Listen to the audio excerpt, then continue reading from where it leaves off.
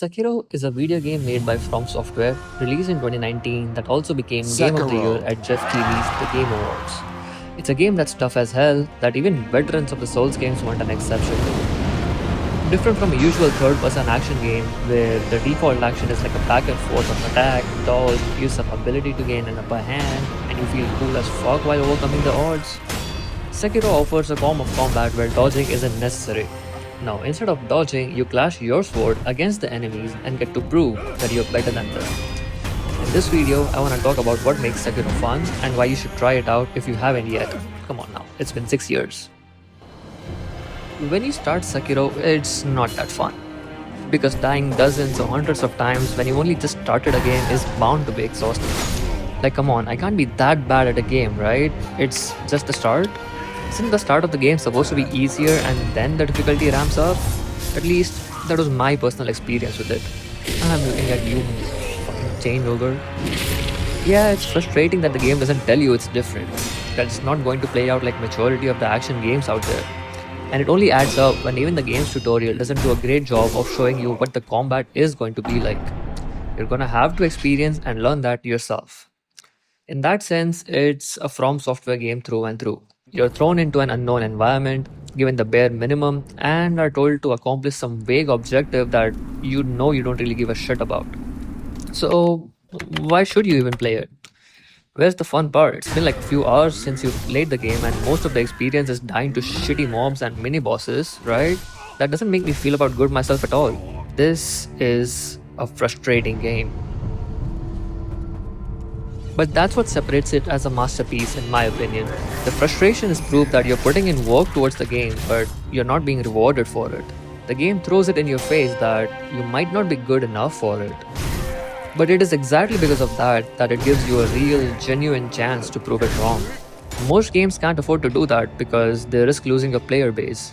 For example, if the player just keeps losing, they're going to be frustrated and not buy more of our games. And I think From Software games deserve a try based on that alone. They play it risky and provide you with a unique experience of overcoming large odds. It's why dying in this game should not feel discouraging. Rather, every death you go through is just one step closer towards understanding the core of that game. With each death, you get to notice how a boss move works, what the enemy AI is like, and if you can take advantage of the terrain in clearing out hordes of enemies. It's a mechanic where the more observant you are, the more it rewards you. It is annoying that the game takes such a new approach to combat and does not bother to teach it well. The game's approach in providing you tutorials, which are just a pop-up box for you to read, they don't do it enough justice. These are boxes that you would skip in a heartbeat for like 90% of games, so why should you read them now? Well, the secret they don't tell you is this, that actually the first half of the game is a tutorial for the rest of the game. Sekiro only becomes fun when you start getting a hang of the game, and it comes from the tangible proof that you're better at it after many, many, many deaths. At some point, it might have taken you dozens of tries to beat a mini-boss, but maybe now it only takes you 5. There's even going to be a time when you first try a boss. You literally improved on your own. You beat your skill issue, and that's what makes it fun. There's a line from a Donkey video that stays rent-free in my head, that the idea of accomplishment doesn't stem from beating the game, but rather mastering it. your reward for the mastery of this game's combat system is the satisfaction you get for conquering it. Imagine that. A new and alien system is presented to you. You're so confused of how it even works. The only way to understand it comes from trial and error. And over time, when you've tried enough times and it clicks, you feel unstoppable. You're a god gamer. You started as an immovable object, not giving up in the face of so many defeats. And by the end, you become the unstoppable force. The enemies you needed to hide from at some point when you did not know the combat well and thought, I need to be stealthy here, man. Even they start looking like toys on a board game to just throw around. It's amazing. Unlike their previous RPGs, in Sekiro, you get one sword and you use it till the end. No choice paralysis, no sword upgrades. Just one hunk of metal for the first boss and the same one for the last. What you do upgrade is the suite of the shinobi prosthetics which you can customize to your playstyle. I'll be honest here. Most of them are like situational devices that you only want to use when in face with that type of danger. You don't really need to use them all the time.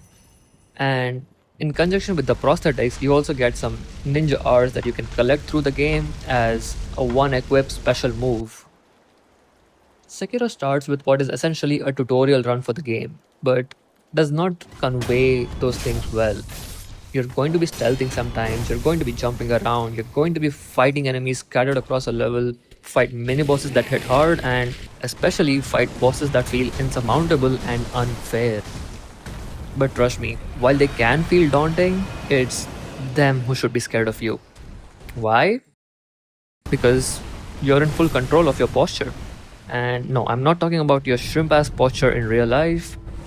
Sekiro brings to you another thing that's different from their Souls games, that being the posture bar. Instead of stamina management while you whittle down health bars, combat encounters are won by managing your posture instead. You put pressure on the enemy while they're trying to kill you. Either you overwhelm their posture and one shot them into the Shadow Realm, or you just die and get a second try. That is another thing that eases you into Sekiro's difficulty, the chance to retry battles during the middle of them. In game terms, you resurrect with special powers, but what it really is just a second chance to finish up the battle. You're beating up a bunch of enemies and just got overwhelmed. Don't worry, you can just get back up and mess them up properly this time. Or just run to the nearest checkpoint and rest. You can play safe. With all the virtues I speak for Sekiro, it's not a perfect game. I'll just get it out right now. I hate the repetition of the mini bosses. You encounter some of these through different areas of the game, and while they still bring minor differences between them, they're essentially the same. These include Juzo, Snake Eyes, Headless, and Shichimen Warrior. Then there's Genichiro. Genichiro happens to be one of the main bosses who you fight 3 different times in the game, but I don't say it as a complaint. While the different iterations of mini bosses are like annoying, it's different with Genichiro. You fight him at 3 very specific and key moments of the game. The first time you fight him, he is unbeatable, at least with your knowledge of that point of the game. And the second time you come face to face with him, you've beaten maybe 1 or 2 main bosses, a few challenging mini bosses, and are fairly familiar with how the game works. But he's still a challenge, although nowhere near the huge wall he seems to be at the start of the game. And the last time you see him is when you're about to face the ultimate boss of the game. He's there, stopping your path away from Ashina. But you have beaten 99% of the game already. You know the combat in and out. You have your prosthetics upgraded. You've even gone through heaven themselves and have fought literal divinity. You only see Genichiro as a pebble on your path. And it is at this point that even he knows that he isn't a match against you. And when you know that, it's genuinely one of the most satisfying things in the world. There is a ton of great, amazing action games out there in the market right now. It's been such a good thing to see a resurgence in games with challenging bosses. And it's kind of funny how I hear that it's an era of Souls like, and it's said as a complaint sometimes. There's also some opinions out there which see playing these difficult games as just being a tryhard. But I'd like to implore to those players, just try some of these out. A lot of them have many different themes, are great games, and Sekiro especially is a really good one among them. The feeling of satisfaction you get when gaining mastery over it is like nothing else, and it makes you feel like you've accomplished something in real life. Even though it's just a game, it provides you with that unique experience by itself. And for that, I think it's a beautiful piece of art.